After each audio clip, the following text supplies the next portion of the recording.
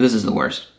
I'm supposed to be doing some short review of the Mongols, the most epic thing from the entire first semester of the course, and I gotta do it in a couple minutes. I wouldn't shut up about a road yesterday, and now you want me to be really brief about the Mongol Empire? Alright, fine, I'll try, let's go.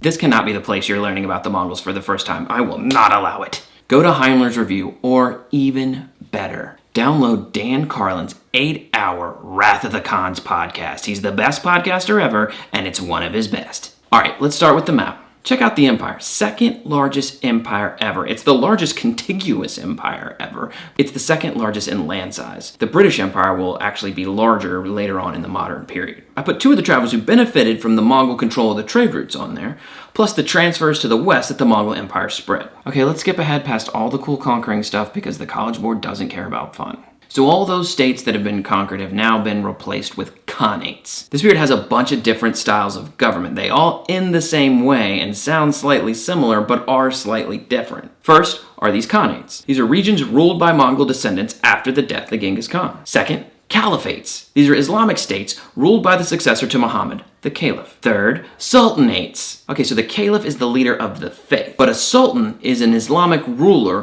who rules an area but does not claim to be the leader of that faith. Think of the caliph more like the pope and a sultan more like the king. Fourth, shogunates. These pop up in Japan and will pop up in Japan for a good chunk of the rest of the course. This is when a Japanese general unites a large section of Japan and rules it. Now, the emperor is still in charge, but the sultan has real power. So you should be able to delineate or tell the difference between all of these different styles of government. Anyway, the Mongol Empire ends up breaking up into these khanates. So it sucks being conquered by the Mongols, but after the conquering and the carnage, there are some benefits. You are now welcomed into the greater economy of the Mongols and the greater trade networks that the Mongols oversaw. Finally, the most important thing they want you to know about the Mongols is that after it's all said and done, the Mongol Empire opened up a safer, more connected trade network that allowed all that silk stuff from yesterday to grow exponentially. The examples the College Board gives of these transfers across the Mongol Empire are Greco-Islamic medicine to Europe, number systems to Europe by Roman numerals, and finally, the Mongol adoption of the Uyghur script. The Mongol leadership were fascinated with handwriting.